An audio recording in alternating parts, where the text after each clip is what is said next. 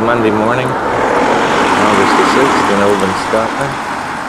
We took a one-week bus tour around Scotland for our first week here, and then took the bus and train up here from Glasgow yesterday. Very pretty town and harbour.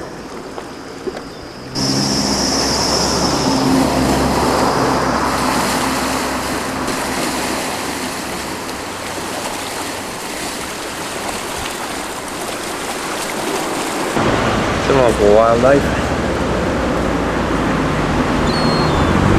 And I'm now going to make my way up to the famous McCaig's Tower in Oban, and this is what the walk looks like.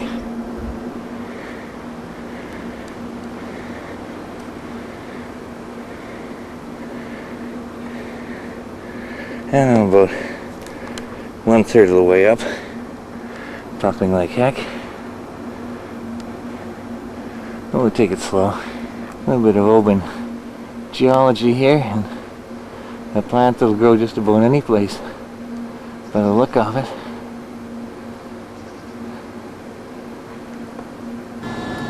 Looking down the hill now, this is the train station here, and right behind it we have the ferry terminal building, so it's just a few hundred feet away. We'll be taking the boat over to Coll from here tomorrow. I'm looking over the Oban rooftops here. That's Isle of Coll immediately ahead, and the Sound of Mull beyond that. And I'm probably looking up toward John Moore, and Donald country. Ardnamurchan's off in the distance. Mingarry Peninsula. All over in the distance under the cloud. And I've still got a little way to go. Fortunately, everything's well marked up through here, so it's just a little bit further up the hill here. And some rather nice foliage on the way up the hill.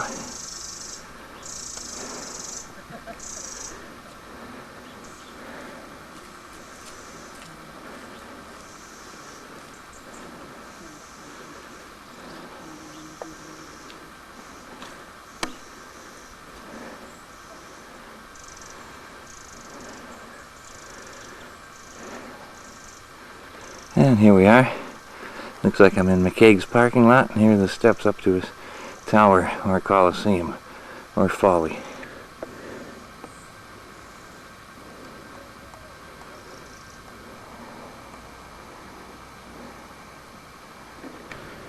And here's McCaig's wonderful piece of art here.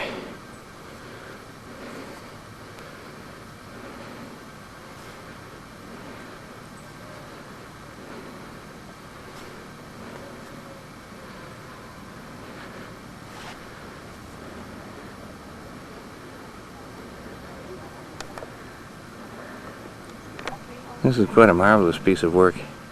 McCaig put unemployed stonemasons to work in the winter time. One of the first winter works projects. Got a lot of stone to build this guy. And it's certainly worth a walk. There's a ferry, I believe it's going out to the Isle of Mull. Catholic church. Looks a bit like a castle there. Sound of Mull. Isle of Coll in the foreground, Isle of Mull in the background. Possibly Lachlan McLean's place too. I missed here. Way off.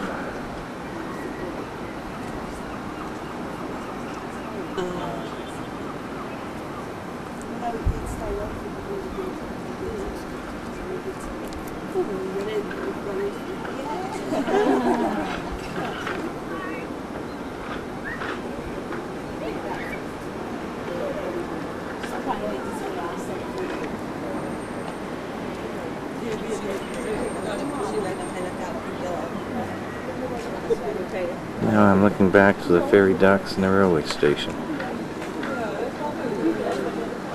And Helen's someplace down there getting her hair done right this minute.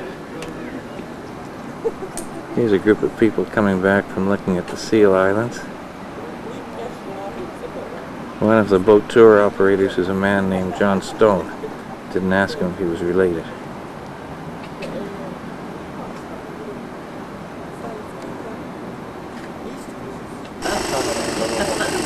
We just want to break the journey really, because then we've got 4 nights I've got going flat there, so we're getting that book. Back to reality.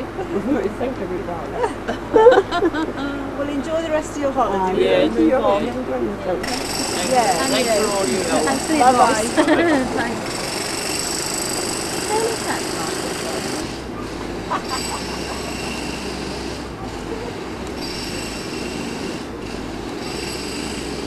That's how far I walked this morning.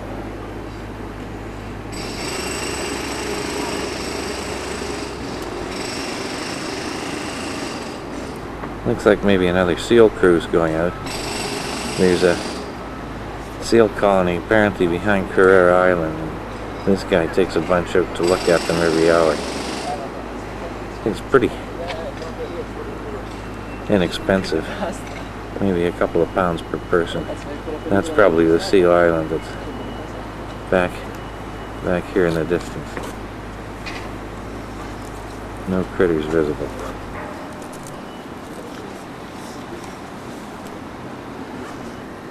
This is rather amazing and different. There's a little stream seems to go right through the middle of town, yet it's all been cemented over. You can only see it in 1 or 2 places.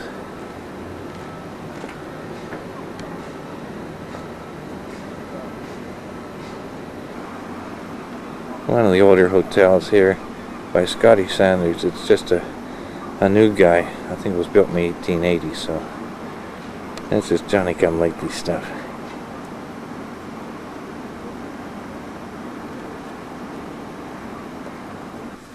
And I'm on my way back down the hill now. Some roses planted up by McCaig's wall here. They look quite familiar.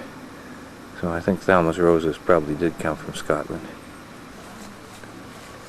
This is quite a popular spot here.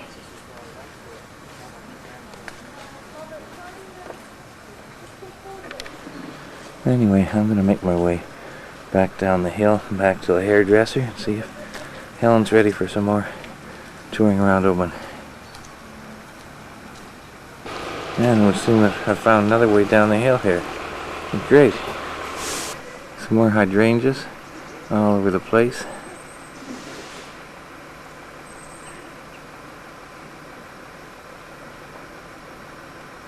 The antlers of some poor beastie.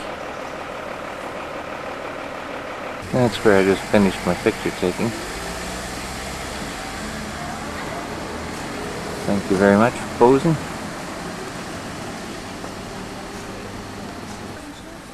A few more folks making the journey down the hill, and a few young ones heading back up there. Considerably easier going down than up. Found another way to get down the hill here. And I made it all the way back down here, still kicking. And now I'm back down by the railroad station and the ferry boat terminal, looking back at where I was taking pictures this morning. The hub of downtown Oban. There's a train station there. Looking around the harbor. Numerous cruises advertised from here. Back up at McCaig's. Numerous taxis waiting for people coming off the boat or the trains. The banks. And the local store. WEW. What everyone wants. And our bed and breakfast where we're staying this time is someplace over there. That's the Esplanade.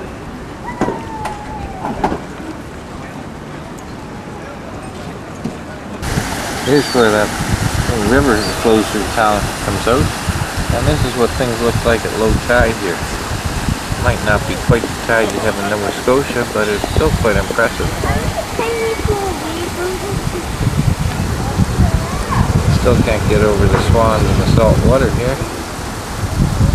And here's the guy with the laundry hung up to his boat. He's up high and dry.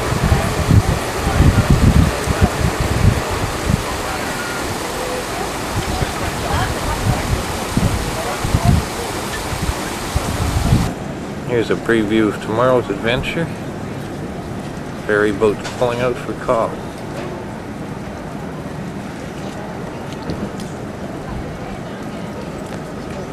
And we've got our tickets now for tomorrow's boat ride. We're back watching the Oban swans.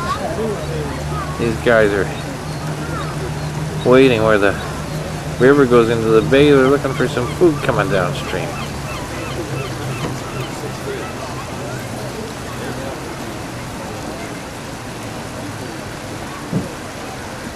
That's a fine old Victorian building.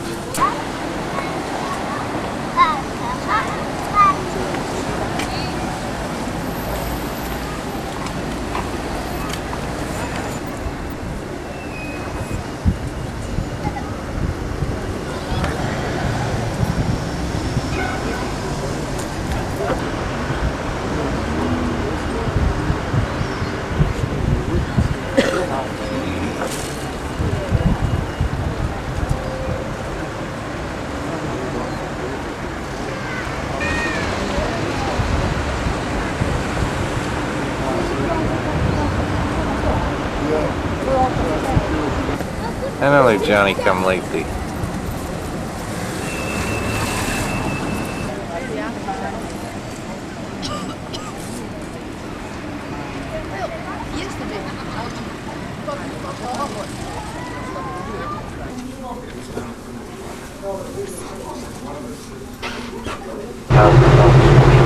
Policy on board the vessel and passenger species, but smoking is allowed outside. A little bit overcast today. Your attention is Hutchinson's Memorial in Kira. The Isle of Kira, named by the Norwegians, probably Viking origin.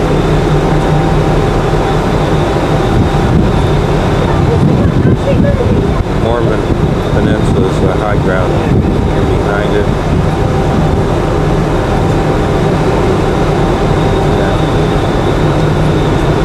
Isle of Lismore, lower ground.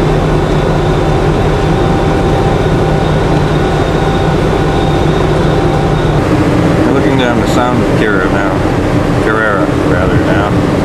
This is Isle of Carrera. After the Vikings left here, the McDougalls took over for a while. And I suspect they're probably current owners. Some wet people going out to inspect the seal colony, which is on the other side of Isle of Carrera.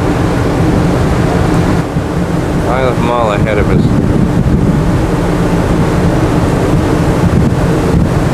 And we're proceeding up the Sound of Mull. This is called the Dog Rock. One of the old Celtic heroes who was a bit on the large side was supposed to tag his dog to it.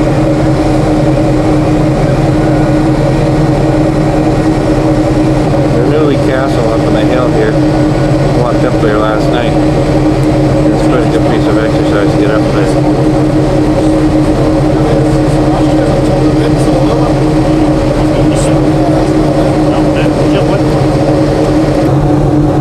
There's more island here, not too much to be seen.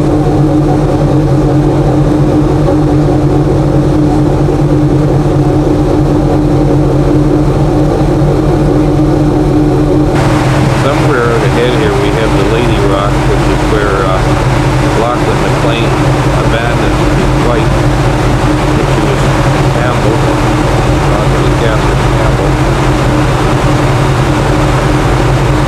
A couple of days later he goes to visit the Duke of Argyll, tell him about the tragic demise, gives him a story about what happened, and then in walks his wife, but he picked her up off the rock. Argyll probably had a good laugh at it. He was probably another one of the Campbells. More of a peninsula showing up a bit more here.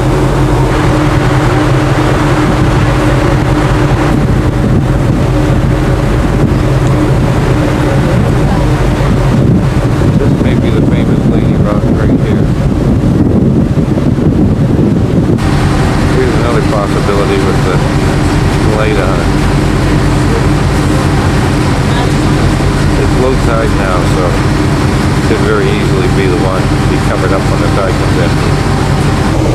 This is Lockwood's place right here, Mingarry Castle.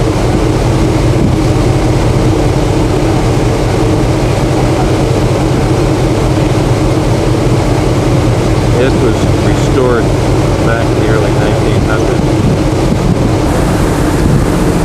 The Isle of Mull ferry returning. It goes over to Mull every couple of hours. Hopefully we'll be taking a ride on it this weekend.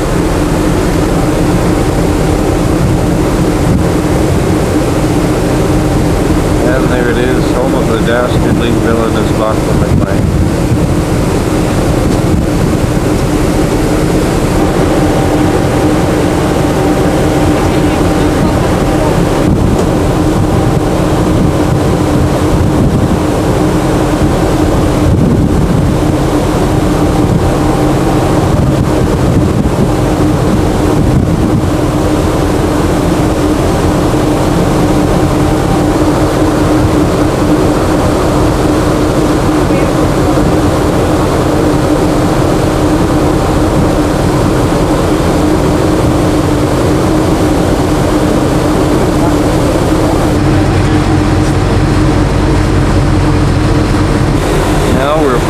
Territory of the other villain in the piece,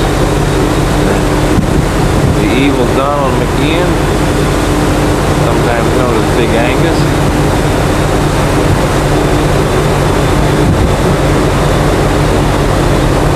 Good country for throwing people off the cliffs.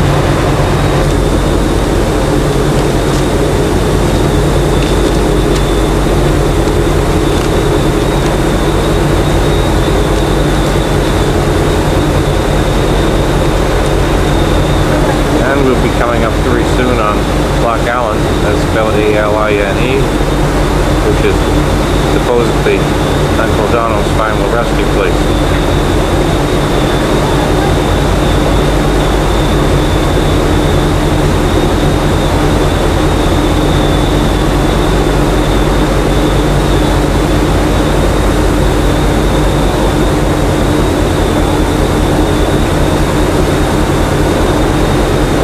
Possibly ruins of another old castle or fort.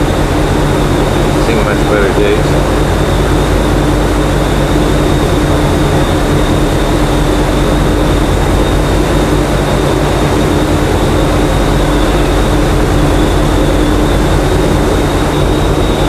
Here's the village.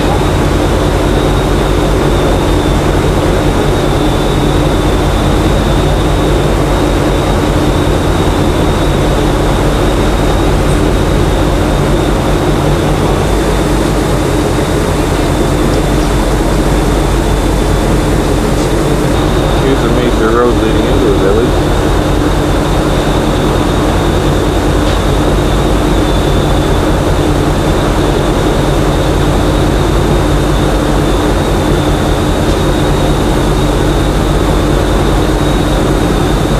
And possibly there's also a ferry boat that runs from Isle of Mull over to the village of Loch Allen.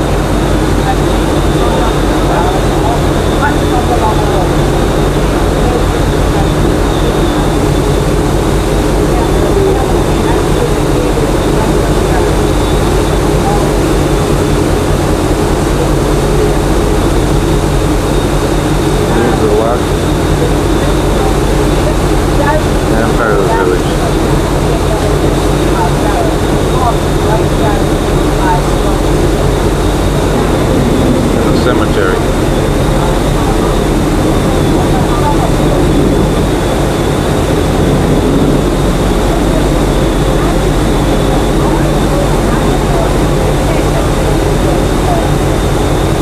Just can't seem to read the tombstones from here.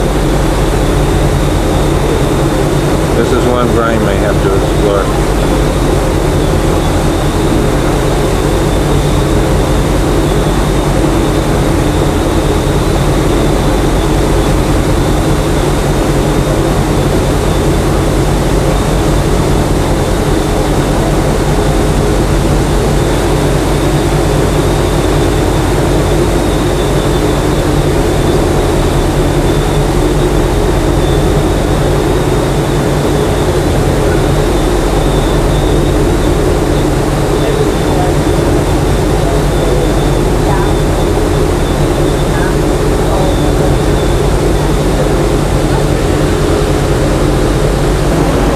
back to the Isle of Mull side of things here. Some of the hills here are 2,500 footers.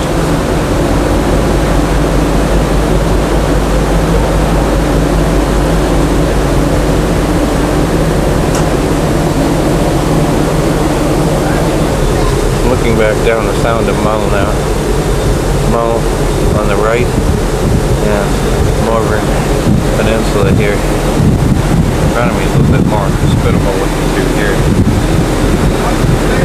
Noticed a few trailer campgrounds where the McKeans camped out 500 years ago. McKeans have been replaced by white woolly Highlanders.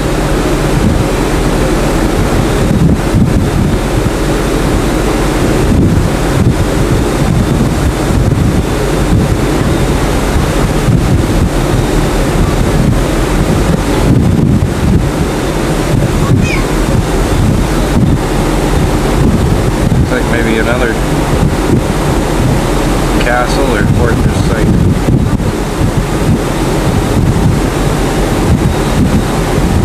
This is just like cruising around Nova Scotia, except when you see something that looks the least bit unusual, a mound or a hump or an old piece of stone, it's probably a remnant of someone's history.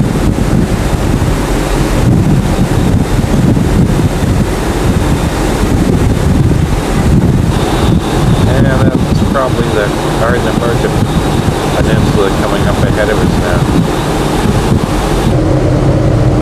Some old stone homes on the Isle of Mull.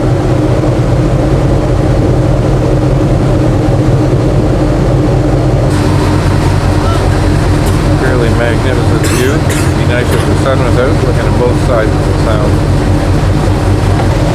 This is probably Tobermory coming up around the corner here now.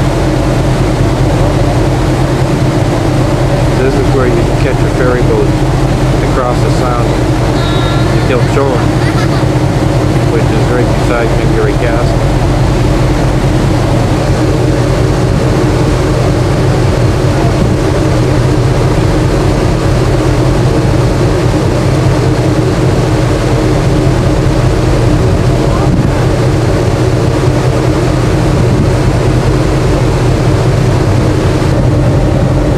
A bit of a waterfront Tobermory.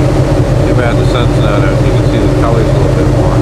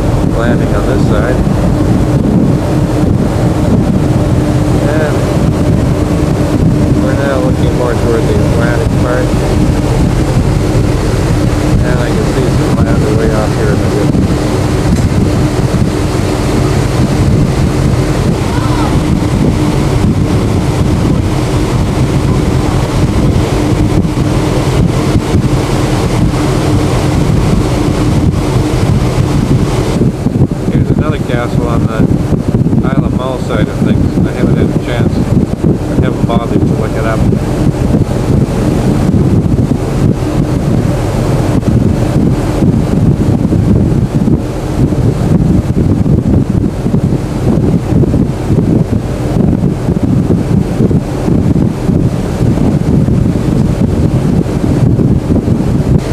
That was definitely Coll in the earlier picture. This is Tyree behind the boat off in the distance.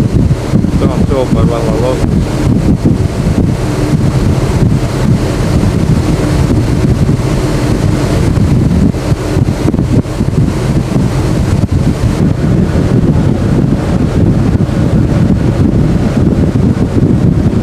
Looks like this guy might still be in use as a hotel.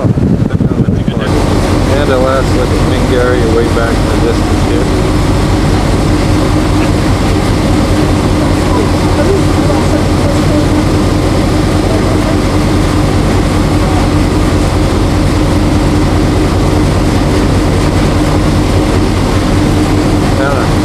Still showing inside it. And we're looking at the tail end of the Ardnamurchan Peninsula here.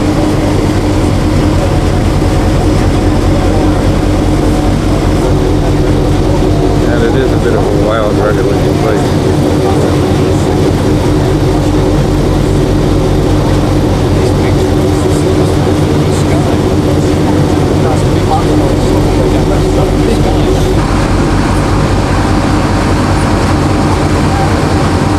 Back on the Isle of Mull, Mingarry Castle.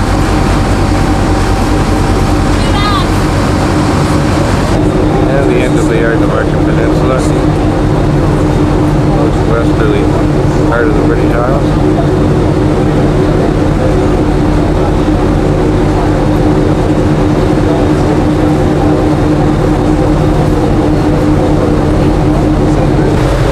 Now just do a swing around here. Here we're looking at the Ardnamurchan Peninsula here.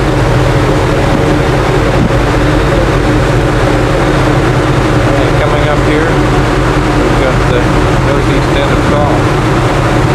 So it's not a really great distance. This would be up around the Swordsdale end of things. Very low.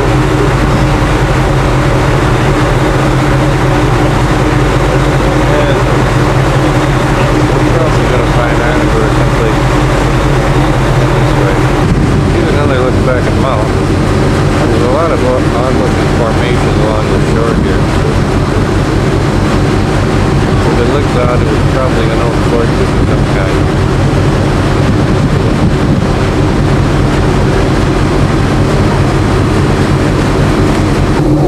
Back on the Ardnamurchan side, I think there's a lighthouse museum that's located up this way.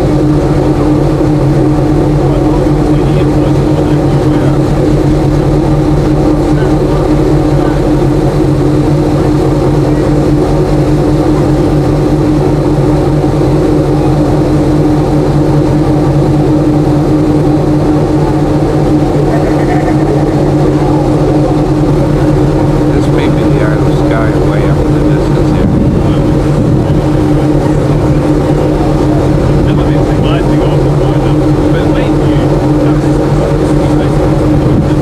Another look at the park tools.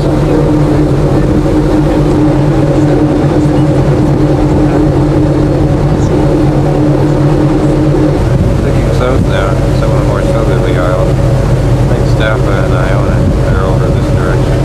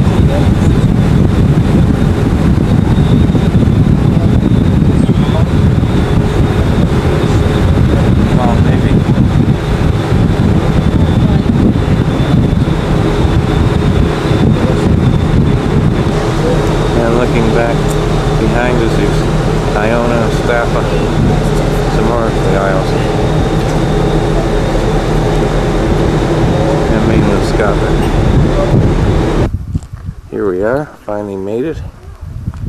And it's our second fine day in Scotland. Here's the new pier and the ferry terminal where we landed yesterday afternoon.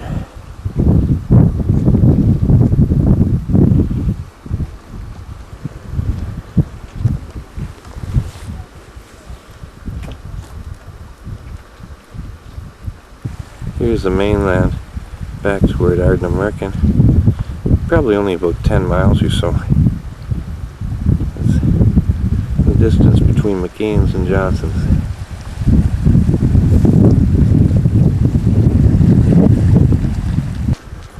And the first thing after the boat is a small ceramics and bike rental shop that's located right here by the dock. And one of the ceramics you can buy is a little model of the whole island.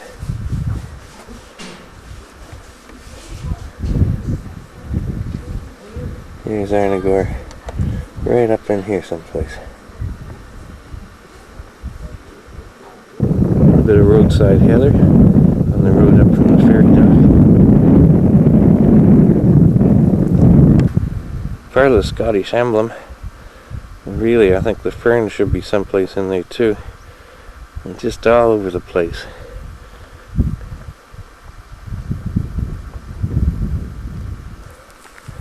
I'm not sure if this guy's a relative of a dandelion or not.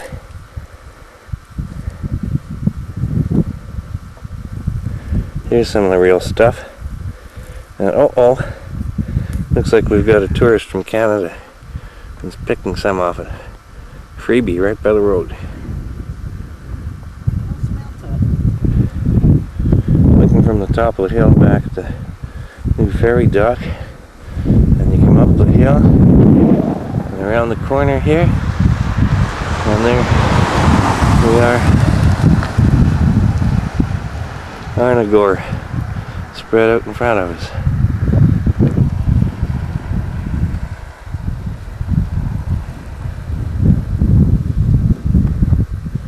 This is the bed and breakfast that's widely advertised on the internet. Here's the famous old church.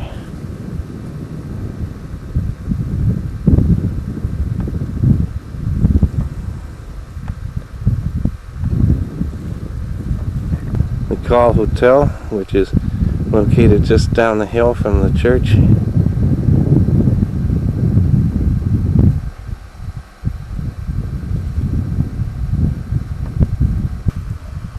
Just another look at the welcoming sign.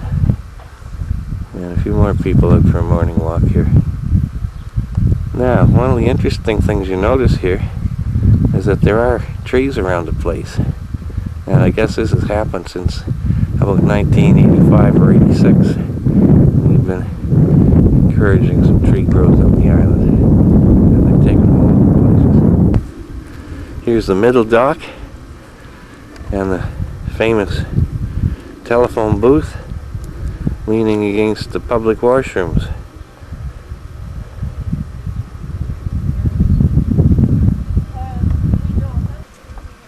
Here's some of the local lobster traps.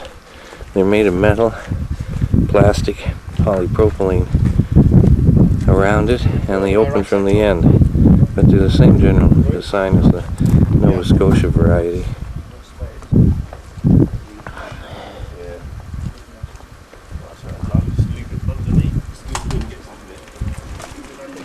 Some fairly neat coloring. This is the Johnson Memorial on the hill there. Appears to be private property. I'll have to find out how to get up there later on today. It's a general store. Brown place at the bottom of the hill. Gas station, red door beside it. Again, there's the church. And there's the hotel, or Coll Hotel, below it. Discovered that Betty McDougall really is Betty McGree. Has moved over here sometime in the last 4 months. She's in one of the houses here, I think the third one. So we may stop and say hello to her. The main street here, subject of a few postcards. Usually with sheep blocking down the street. A very nice garden here.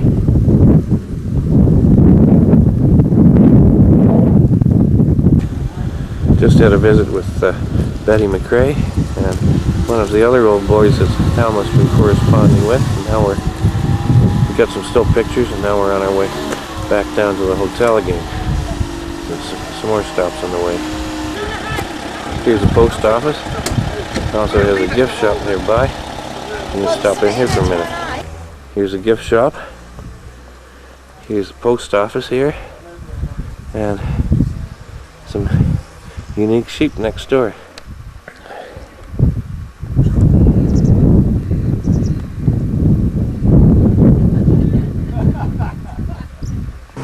This is interesting. It's a copy of the inscription on the monument.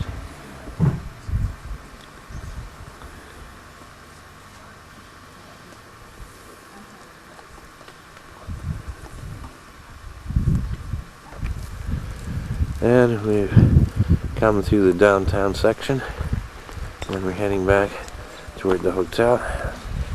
There's a general store up ahead of us. The old church here on the top of the hill, and here's a crossroads here, and this is what they call a new free church down here. And there's a war memorial right ahead of me, and the Johnson Memorial's up on the hill here. Here's one of the hungry natives saying hello to us as we go by. Helen's talking to him. There, got a response. That was in Gaelic. Here's the War Memorial. 1914, 1918, and 39 to 45. And I see there's a Private A. McKinnon in here. So there may still be some McKinnons on the island here. At least there were up till 1945.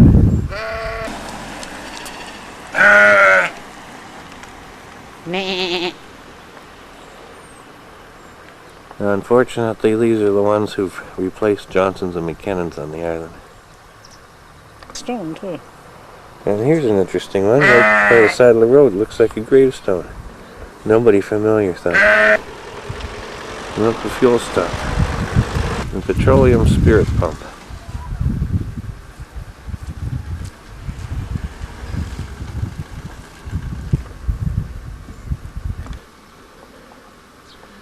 And there's a stone for John Johnson.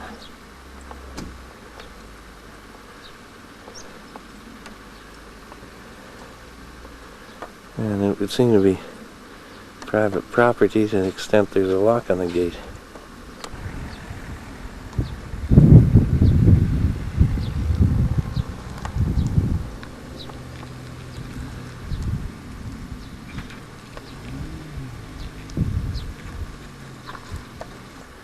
And we'll just do a sweep around the general area here.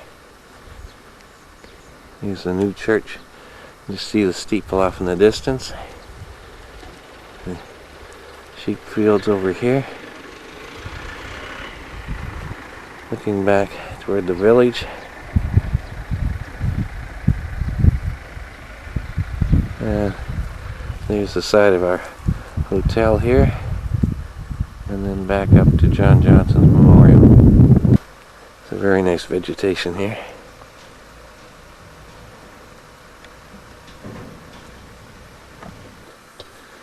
Here's a look around our hotel and garden. Again, I think they've made an effort to plant a few trees in here.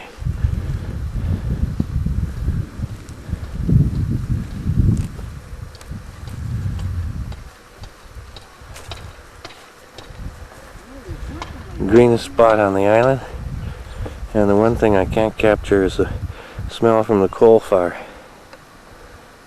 We're not sure what's in here, but looks like the entire Coll bee population's hanging out here.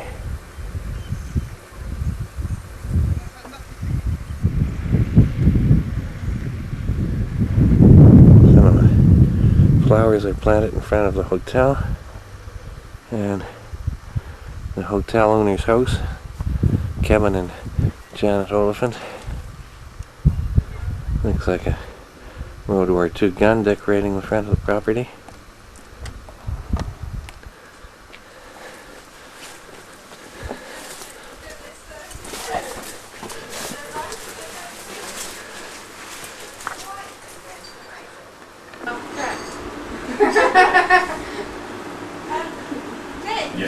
Here's our host. There's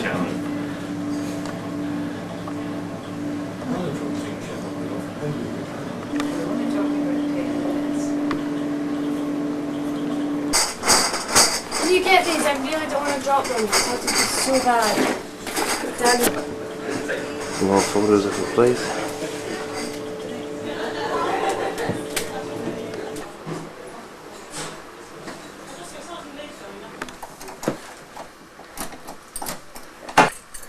Here's our huge overheated hotel room. And here's a view out our window. Just down the hill from the old church. And back outside, heading up to the old church. Here's some vegetation we might consider semi-tropical back home. Some more of the same in the garden here.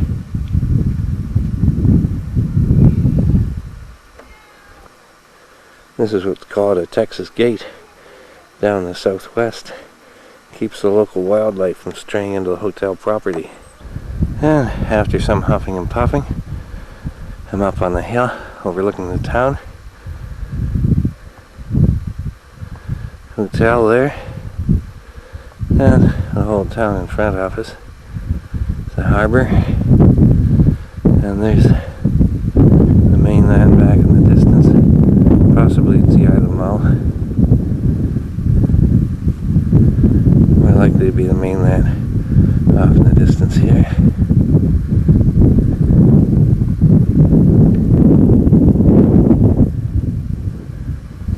And I'm now swinging around Crisopol's on the other side of the island. It's over in this general direction. We'll get over there later.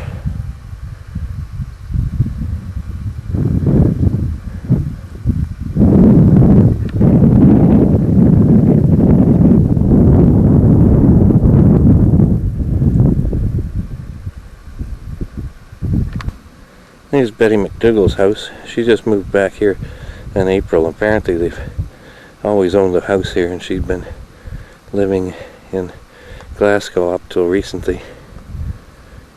It's number 3. Has a lavender door that you can't see from here. It's the 3rd house up, the white roof. Here's our hotel with the coal fire puffing away merrily.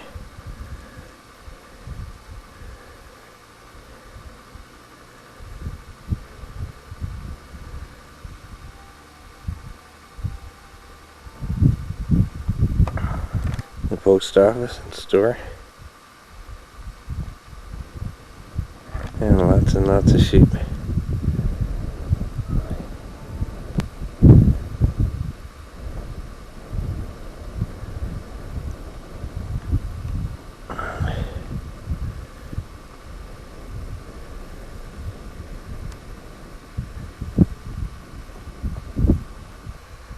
This one's called the Dutchman's Hat. I believe these are called Trespassing Isles, possibly something like that. My pronunciation's still terrible. And away over here, looks like maybe some open field. And Lachlan's place was over in that direction.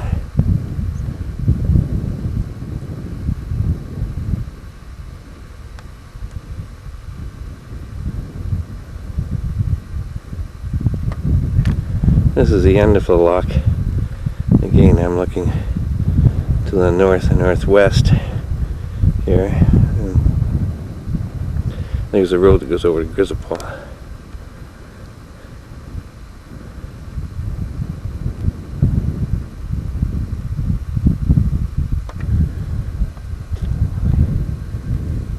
Low tide right now, so the loch seems to be rather dried up.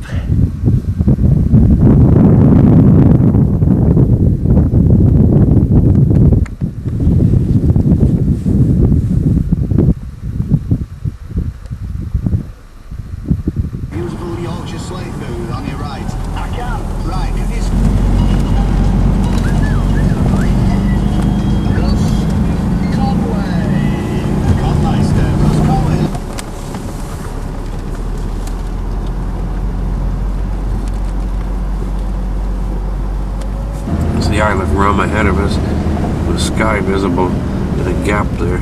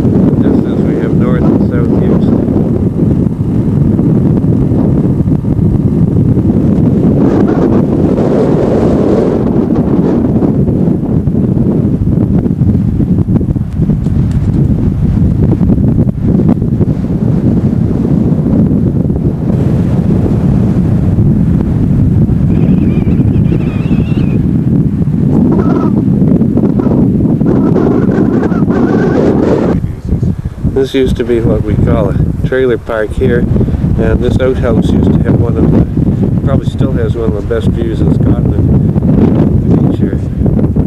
This is known as the Red Rocks area here. Apparently the stones here take on a pink appearance when the sun's setting. We're now up north, or the east end of Coll. It's known as the Moonscape, for obvious reasons. Got it? The mailbox, the strangest north or east end of Coll.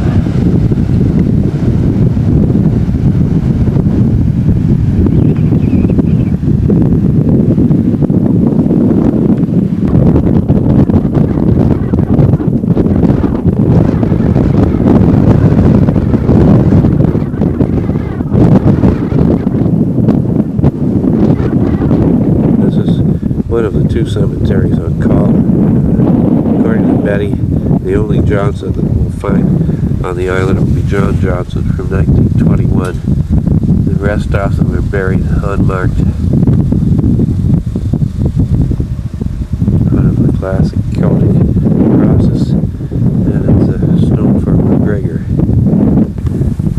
This is some of the old stuff here. It's quite overgrown.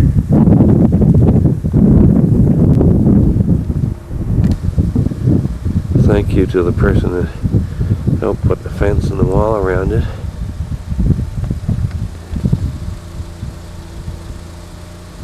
And there's some Scottish thistles surrounding the place.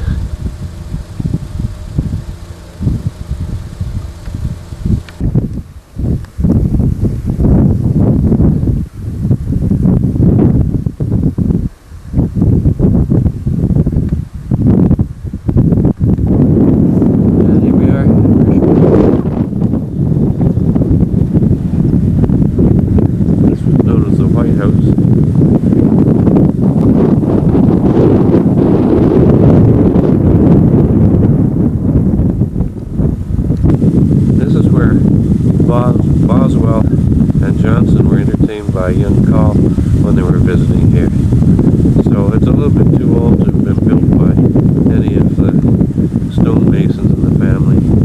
This is the former school here.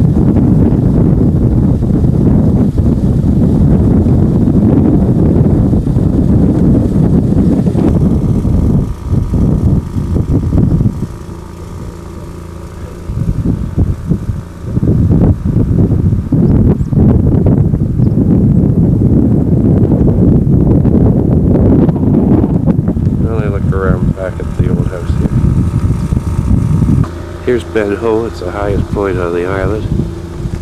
And this is the stone of the White King on top here.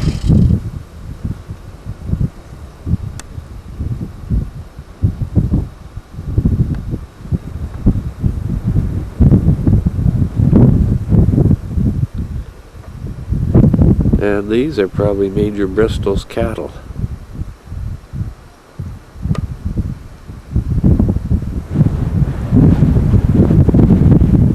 These are reproductions of some of the early ones, which I guess were built by Major Bristol.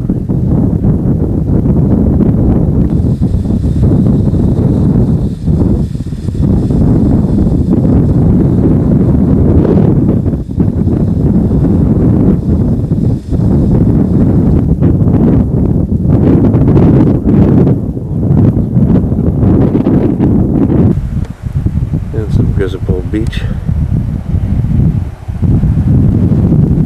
And this is apparently some of the hardest stone in the world.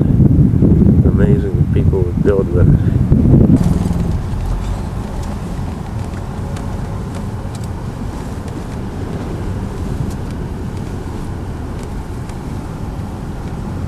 Is this going slow enough? Yep, that's fine. Some more old deserted housing.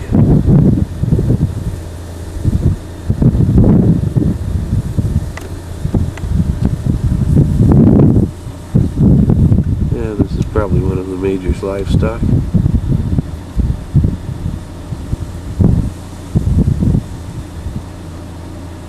A couple of shakes and bumps. Here's the beach at the south end of Coll. I believe the name of the next island now is Gunner, and then the hills in the distance would be Tyree.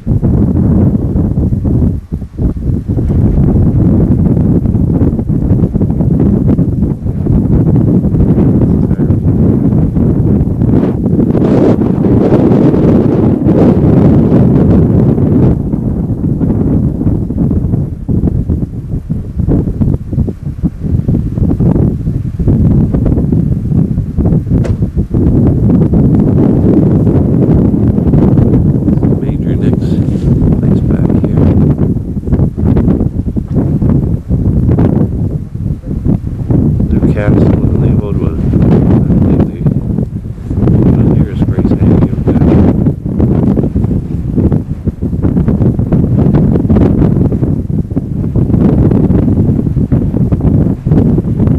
Some campers down below us. I believe this is the end of the Isle of Staffa back here.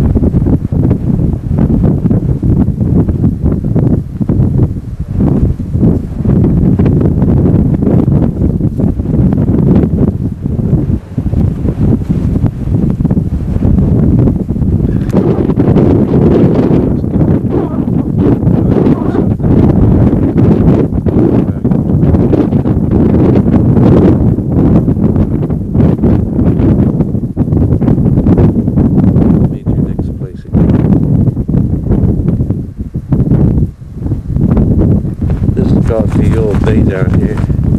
These people seem to have the beach all to themselves. It's probably a little bit windy today.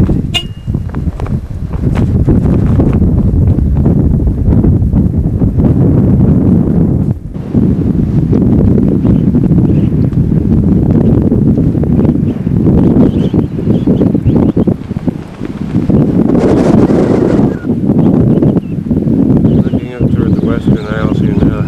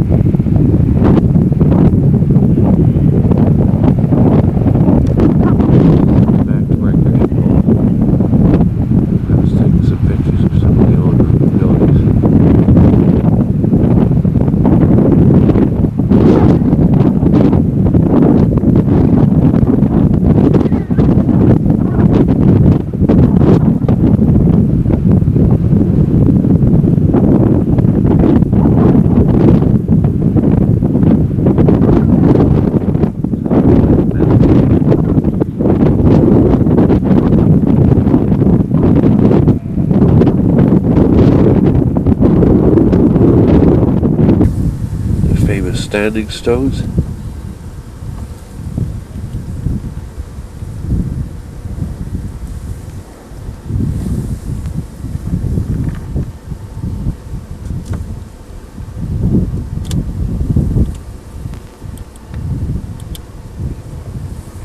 Now to start the day, I'm going to go over where we went yesterday.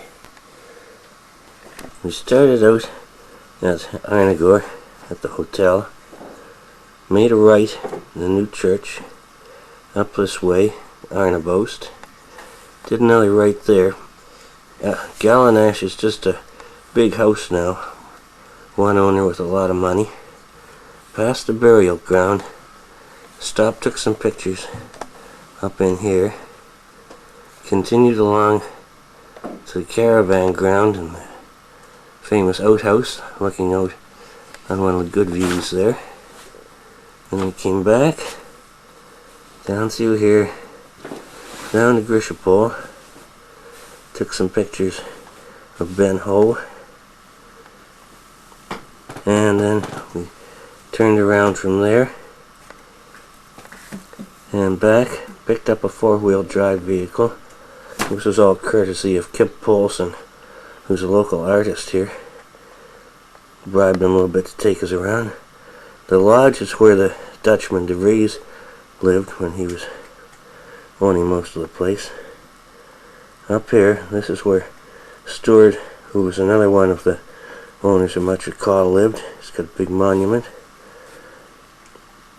Past is a famous airstrip where Stewart put the cows out to deter the Dutchman from landing, and up to Ben Field on the four-wheel drive, scaring the heck out of Helen. From there I got some pictures of Field Bay, off in the distance the Isle of Gunna, Tyree, my camera strap, and across the Pole Bay, and then looking back to Mr. Major Bristol's place. Then we came back up on a big hill here near the tent of the Eagle Lady, whom I didn't show, looking over Whole Bay, and then back we came back to our hotel, and that's yesterday's travels. Here's the split in the road at the new church, and these are the Dutchman's trees over here. They were planted about 35 years ago, so they've had a good crack at growing. Not sure who planted these, but that's a pretty good sized bush too. This is the Island Communications Center up at the top of the hill. It's where they microwave their phone calls and whatever back to the mainland.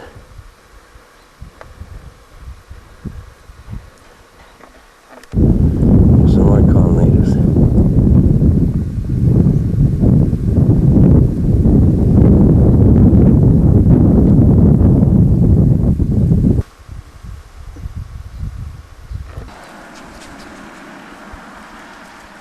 I think this is the home of the gent that gave us the ride around the islands yesterday. Don't know if he owns some of the livestock out front or not.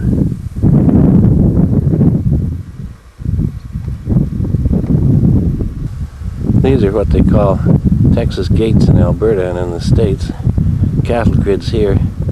They were installed years ago when Prince Charles made a visit. Didn't want to be opening, closing gates, so they put these things in. We'll see in a minute. There it is, and we're about to enter the Dutchman's woods. Apparently he had an autistic son, and he planted the trees here in hopes of getting some wildlife, help calm the young fellow down. We got a Texas gate, but it looks like the critters can just walk right through on either side of it. These guys look mighty familiar, like great ginormous alders.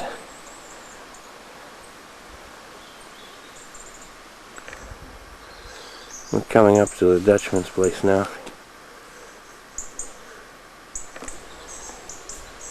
Helen's looking for some souvenir stones here.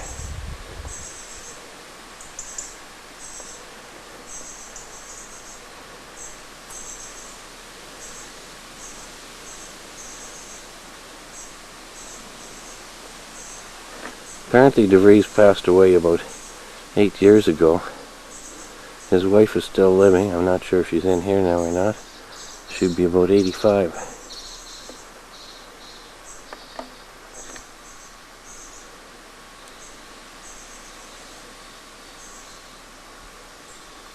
De Vries was apparently a student or a helper of Oppenheimer. He made his money starting nuclear power plants all over the world. So there you have it. That's the Dutchman's woods. This is his home on the island. Sounds like there may be some grandchildren playing in there now. And I think this is Stewart's place, right up the road from him. This is interesting. John Lord Stewart acquired estate of Coll, May, and I believe it's 1858, maybe 56. But then it says died July. Must be 1876. Looked an awful lot like a 9, but I doubt if he lived to be 120 years old.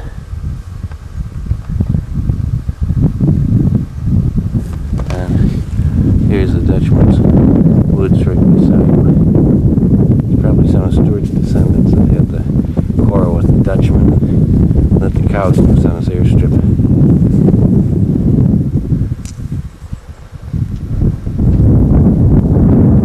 And that road off to Mingarry's place. We're not going there today. And a couple of Coll residents beside the road up to Major Nick's place. More important spots on the island. That's the local surgeon, as they call him, or her. So the lady's got the job right now, or at least she's helping. Now I'm accusing Helen of trying to tear the island apart here. We're about 3 or 4 miles away from Lachlan's place. So she's doing her best to bring home Ardnamurchan Beach, I guess. Here's another example of the islanders more or less pitching in together. The beachcomber.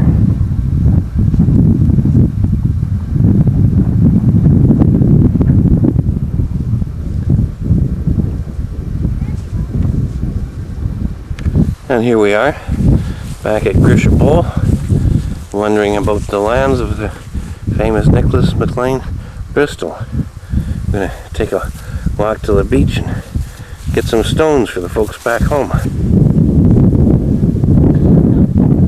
Betty McRae assures us that if there was a house here, it was probably torn down and the stones used for some other building. So, haven't seen anything with Lachlan or Duncan's place marked on the door yet.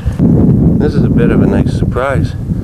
We sort of expected nothing but rock through here, and actually it's quite grassy, so the old fellas weren't totally nuts when they selected a place to hang out.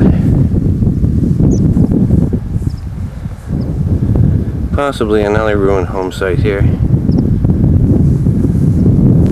There's the wife proceeding along here.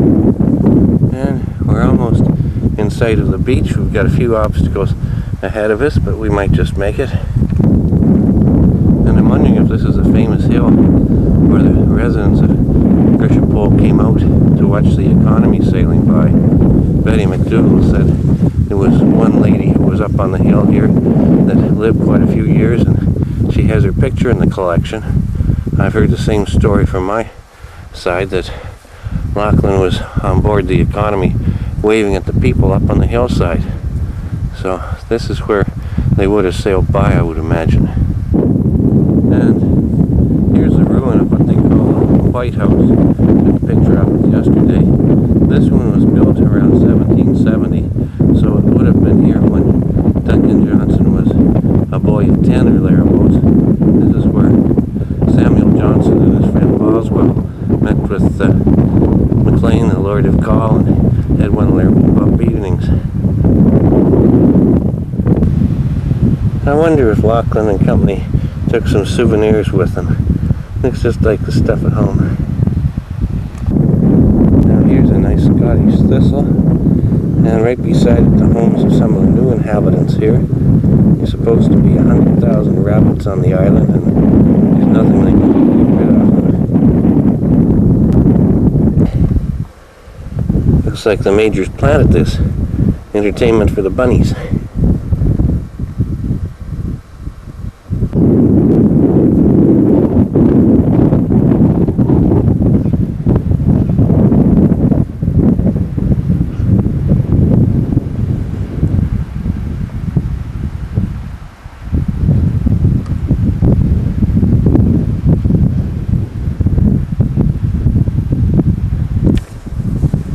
Helen's pointing out some more suspicious stone.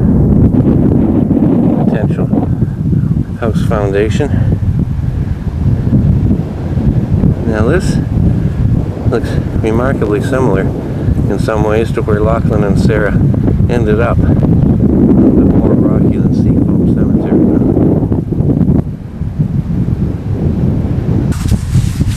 I'm wondering if we're looking at the scene of some old Johnson docks here. Probably not, but it just looked a little bit out of the ordinary.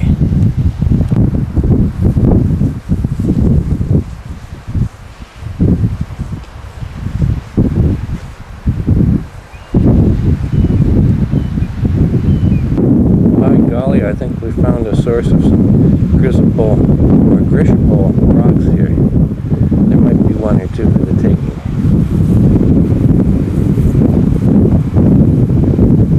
Happy now. So am I.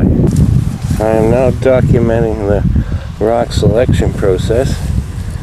Too bad this isn't smell-o-vision. We've got lots of nice kelp here laying about. Quite aromatic. Yeah, if Lachlan and Sarah had been buried here, boy, they'd still be in place. Nothing's going to wear those rocks away.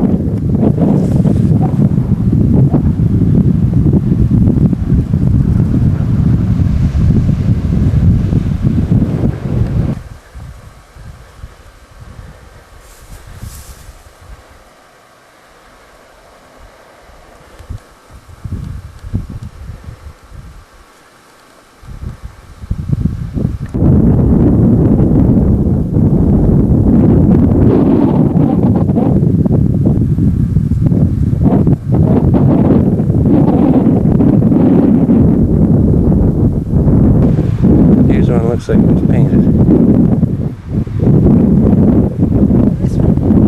That's good.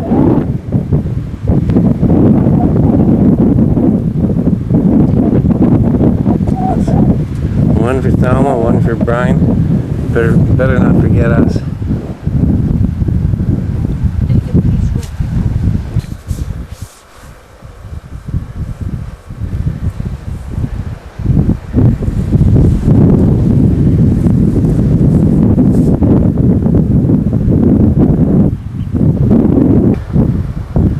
More of the fields here, so not as expected at all. Quite a bit of grass. Yeah.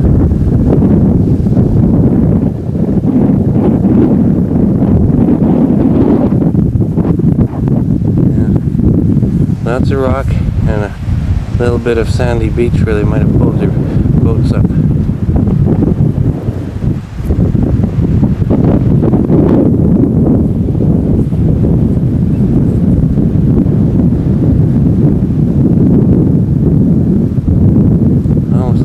Prairies here.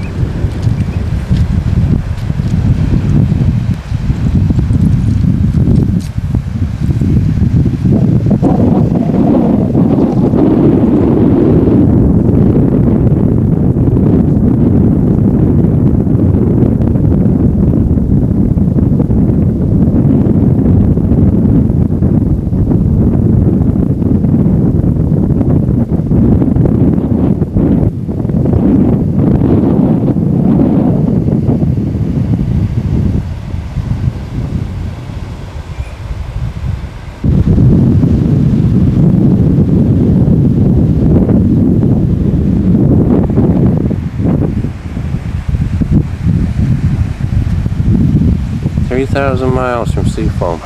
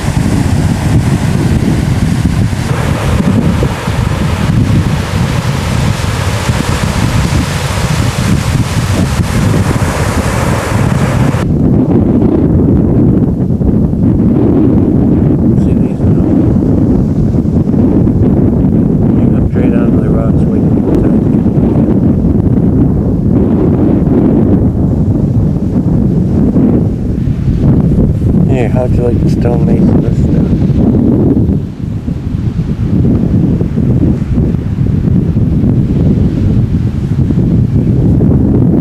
Lots of it if you want.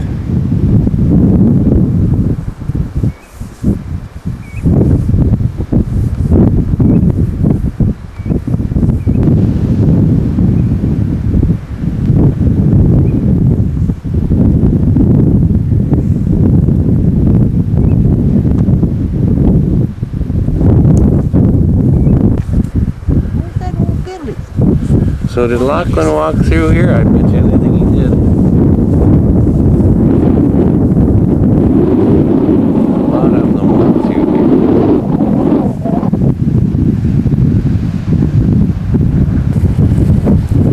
You can only look back where we've been.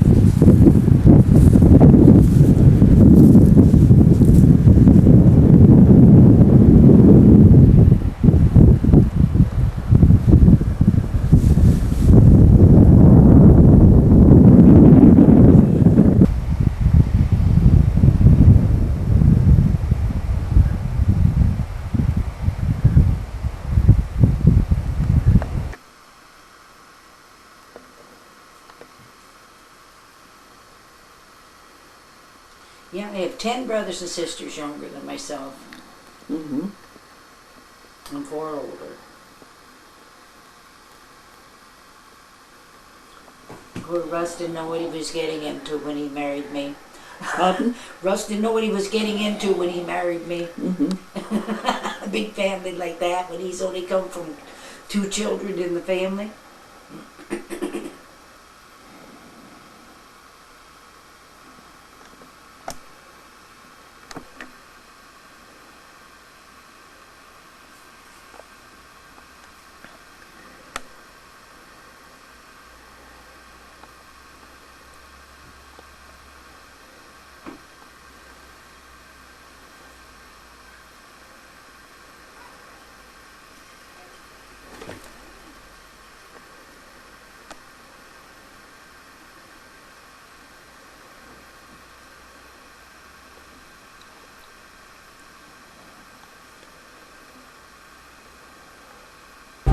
And this will be our last look at Coll.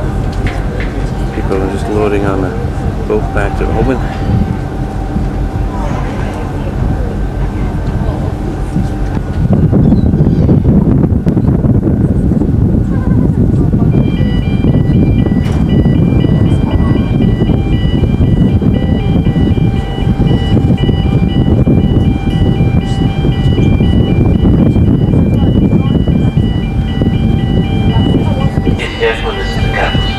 On behalf of Caledonian Ukraine, I'd like to welcome you aboard the Clansman for the sailing to Oban.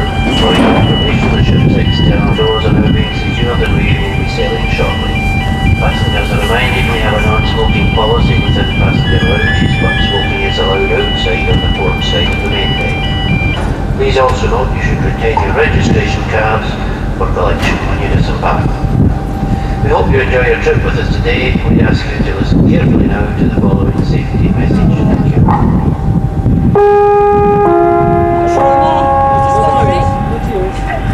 Welcome aboard motor vessel Clansman.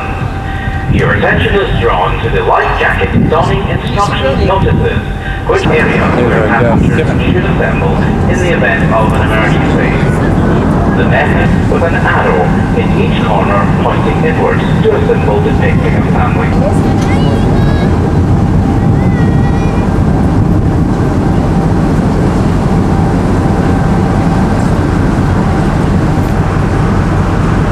Here's our man Kip. Runs the art gallery by the hotel. Does a marvelous tour.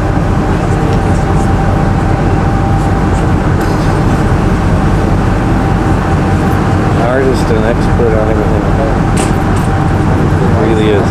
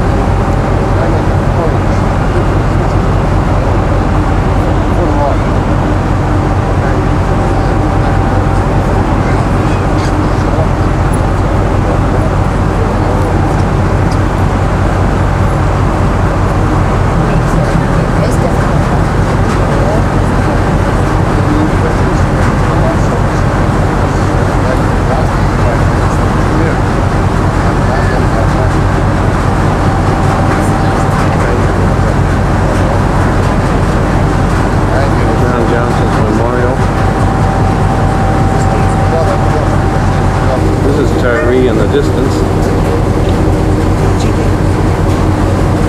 Major's place someplace down in this direction, but I guess it's obscured by some of the rock here. Moving from south up toward the north end.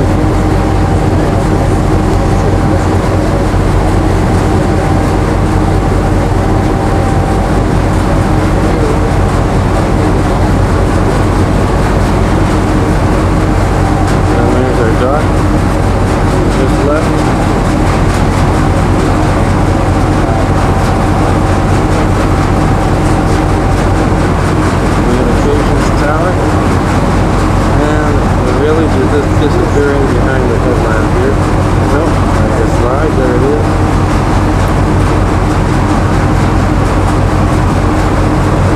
And a last look back at Betty McGray McDougall's home, which is number 3 on that line of houses. The one with the Hoy's roof on it. When you get there, it'll be the one with the purple door. Goodbye to Betty. It was most helpful. And now just some more of the rocky shore proceeding north from the island.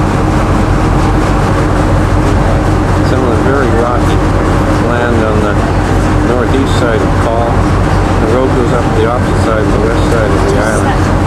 And I don't think there's anything but maybe some walking paths. Maybe even the sheep don't get out on this end of the island.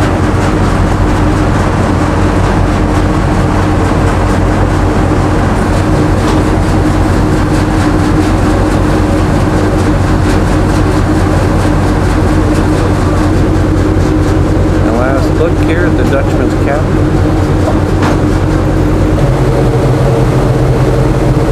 A lot brighter today than when we came over here. North end of Coll now. Getting up to the end of Sorsdale. And then behind there's the Isle of Mull. And possibly some sky peeking through here. Irish sky, that is. That's the north tip of Coll. Isle of Mull in the background. This is probably sky way back in the distance. This guy with the sharp drop-off is the Isle of Mull. Munk's up there someplace, but I haven't identified it yet. And we're getting back to the mainland and Ardnamurchan Peninsula up ahead of us.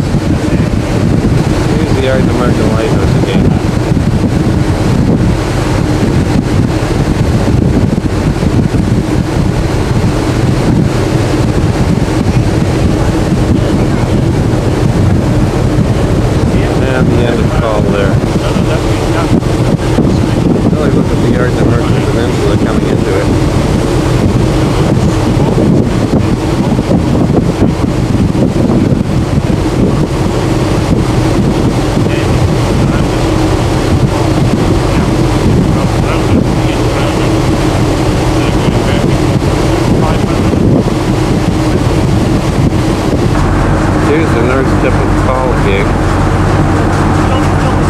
Island ends there, and then there's some other smaller islands off from the end of it.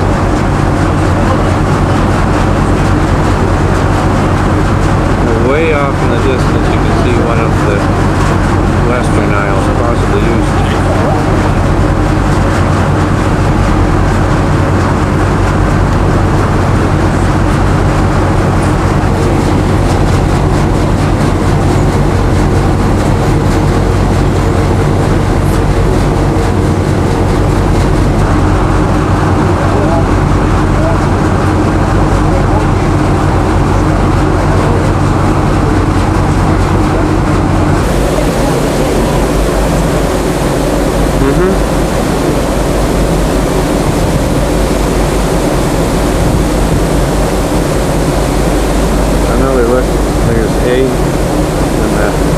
Distance, and there's the Ardnamurchan Lighthouse head office. I'm saying looks like more than a 10-mile distance across there.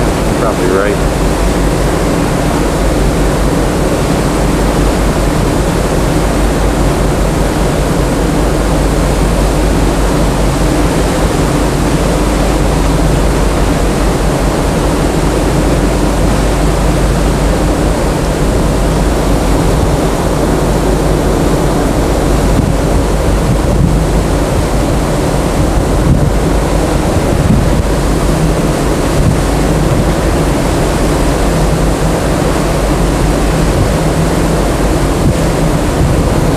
The rum again.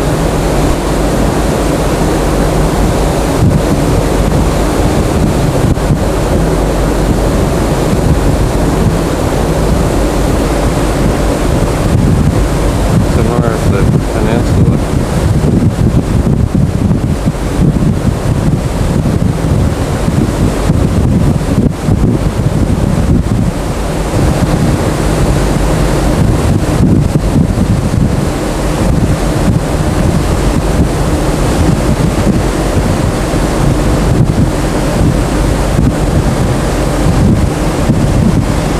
Starting to come around the end of the peninsula now. Mingarry Castle should come in sight fairly shortly. And we've come around the end of the peninsula here. And I've been told this place is pronounced Kilhollan. I was mispronouncing it as Kilcholan earlier, but I'm slowly learning the language here. And I come around.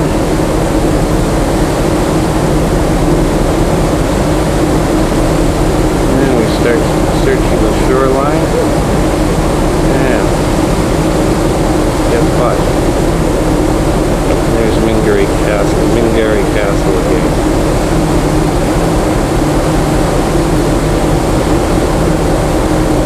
And we got tragic news yesterday. Donald Irwin Houston, who's the custodian of Mingarry Estates, is away on a foreign visit, and there's nobody to unlock the grounds for us if we try to get over here. So I'm not sure if we'll make a visit or not.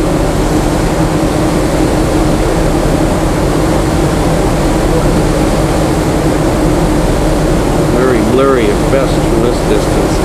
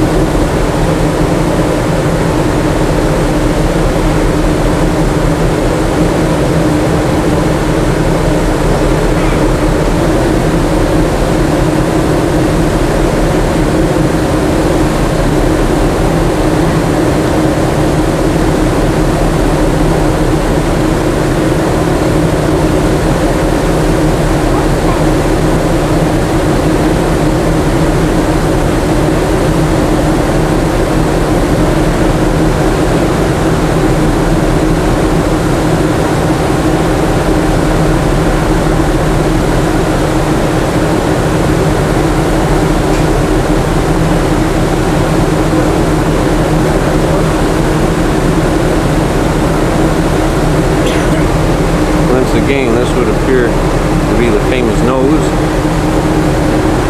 And once again, I'm examining the shoreline for signs of fences and obstructions.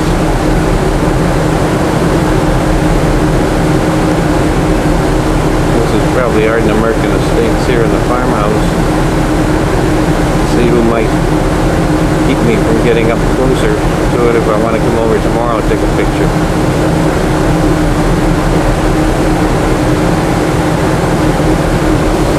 The last look at Mingarry, and then I'll zoom back. Much clearer today. I think that's McLean's nose there.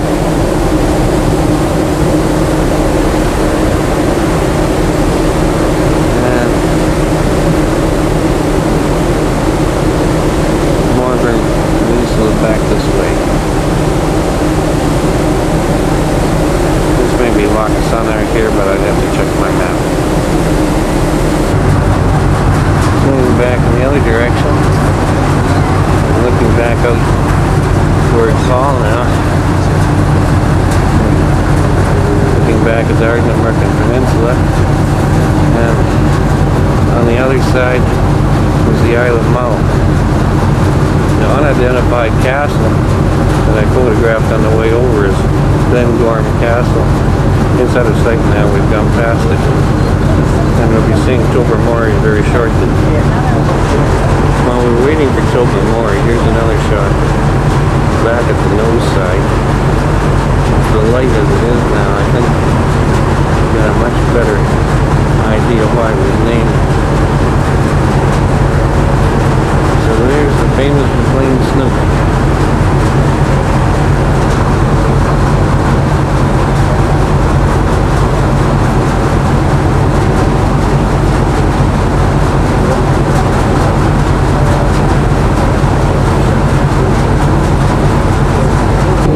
Tobermory is starting to come up around the corner now.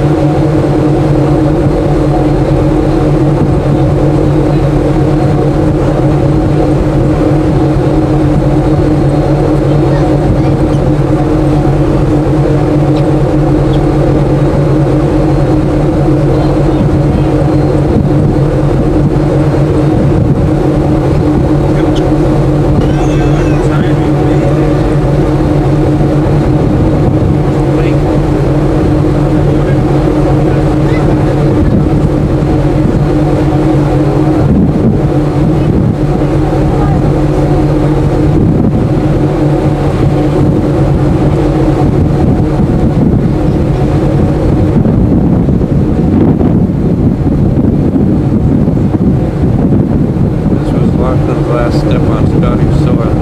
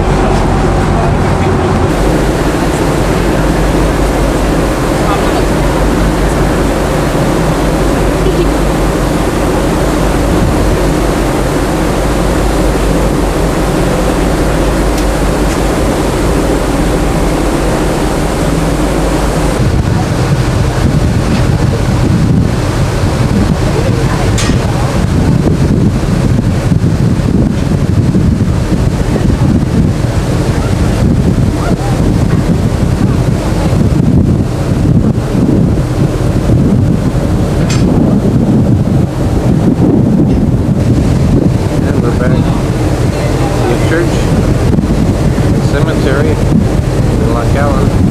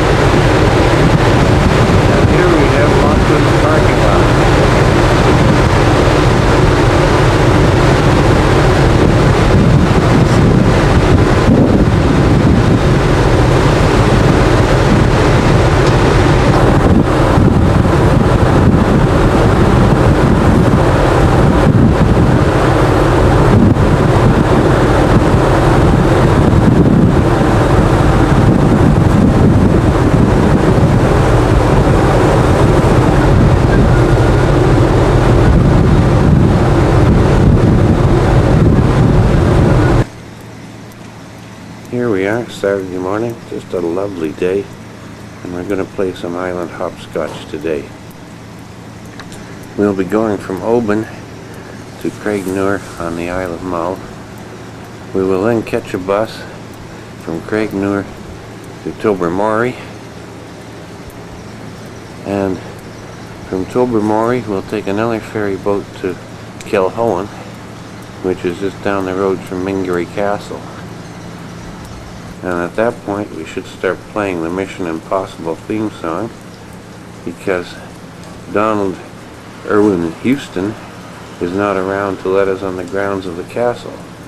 I'll probably end up sneaking along the beaches trying to get up for a picture of it. This is where we walked so far today. There's our bed and breakfast beside that white place. And we've used our $1 rain suits to walk around the bay over here to the ferry terminal, where we'll be departing in about an hour. And there's Lachlan's place for the 39th time. Through the rain. And here we are, a rainy Saturday in Tobermory.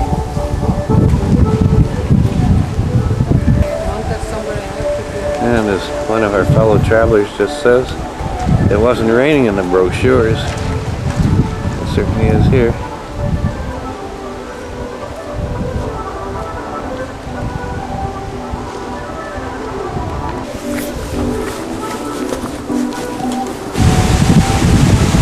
The kids were Hugh, who would be 7 at the time, and who lived into the 20th century. Christine, who would be around 5, and John, who was 2 years old. So we had quite a handful getting on the boat here. This looks like it might have been here in Lachlan's day. It's been around for a little bit. Magnificent old church.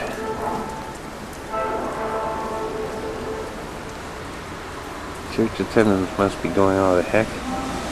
It's now been turned into a craft gift shop.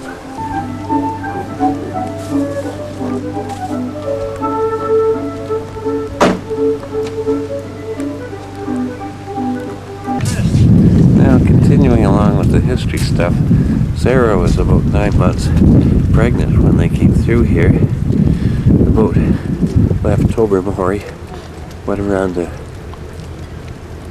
north end of Coll and past Grishapole, where the entire population, probably about 50 people from the village, were waving goodbye to them. They got out to sea about 4 days, and Duncan Johnson was born. That's according to Betty McRae McDougall, who we talked to on Coll. Just taking a look around Tobermory Harbour. The building has probably changed a little bit since July of 1819, but the general landscape is probably pretty much the same.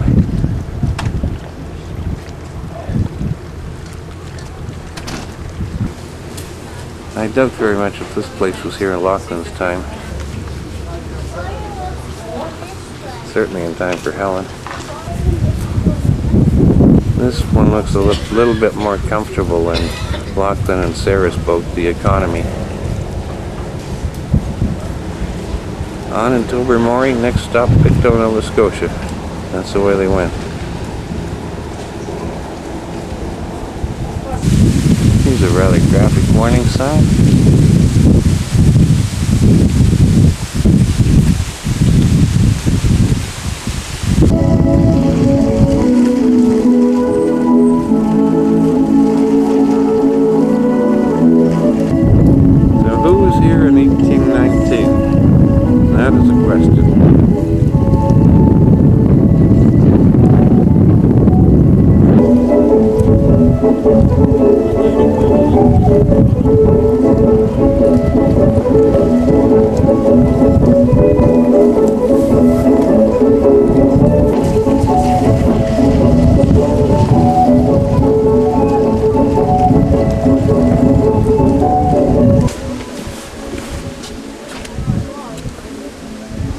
A definite newcomer. And here he comes. Gilholland ferry boat. Her Majesty Ship Loch Linney out of Glasgow.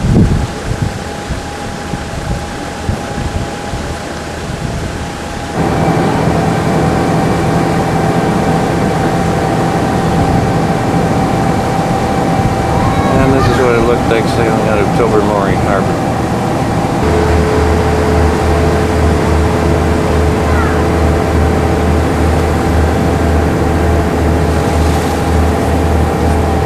Imagine that. 5 weeks till the next stop in Pictou.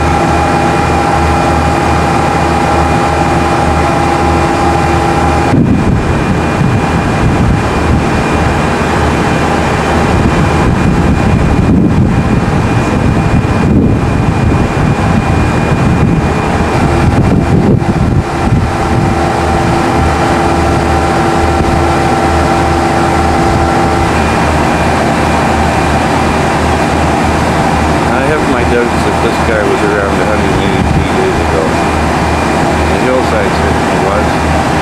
Probably hasn't lost more than a couple of pebbles since then.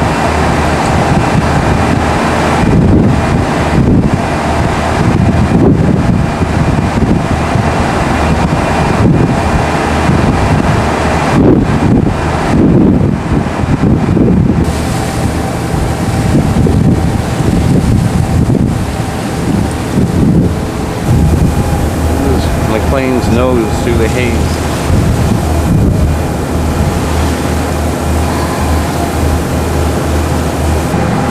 Lachlan Johnson was born on Coll in December 1784, almost 220 years ago. 220 years before that, there was another gentleman, John Moore McGeehan, living in the big stone house up ahead of us. Moore's Gaelic, I think it meant senior. Could also be called Big, as in Big John.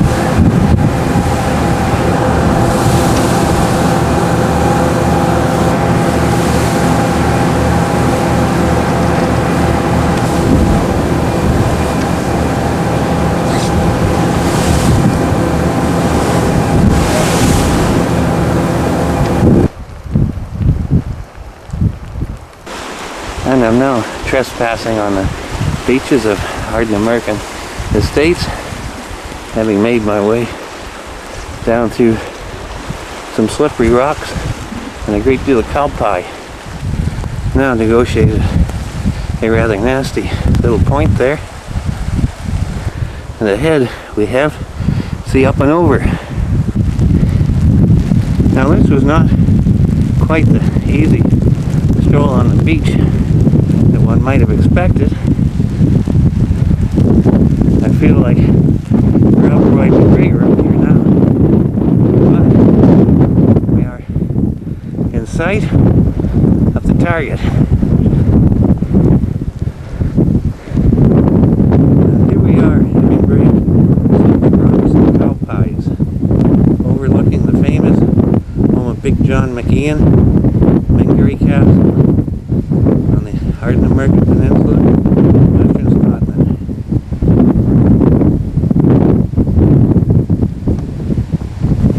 And there's Ardnamurchan Estates, on whose property we're probably trespassing. Now, continuing with the history, John Moore McGeehan, Big John, has been involved in many years of feuding with his neighbor across the strait,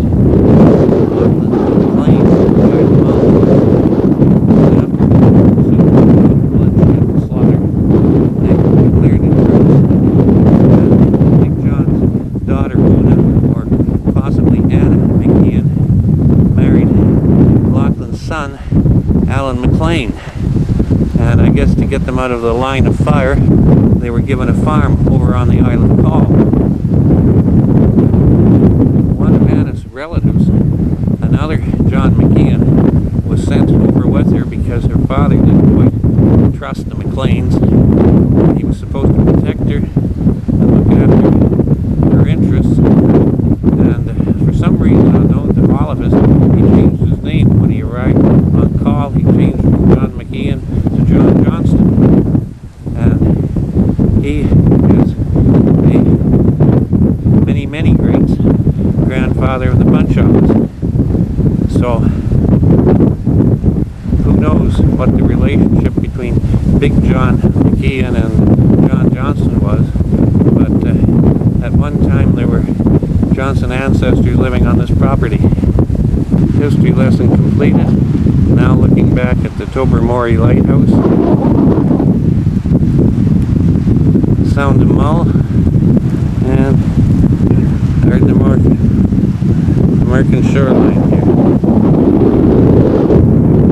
Probably climbed a good 300 feet to get up here.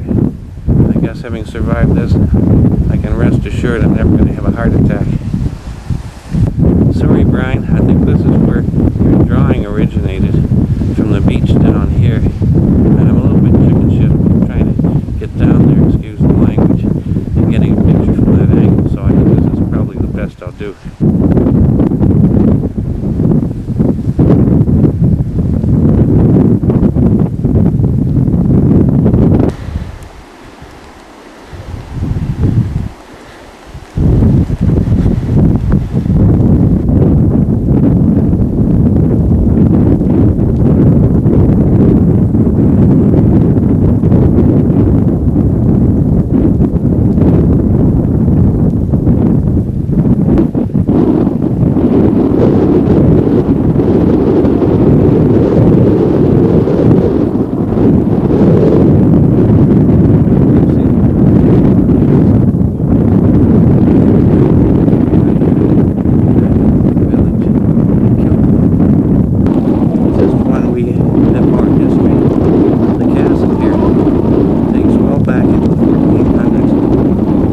To have been a meeting here at one time that involved James IV, who was King of Scotland back in the 1470s.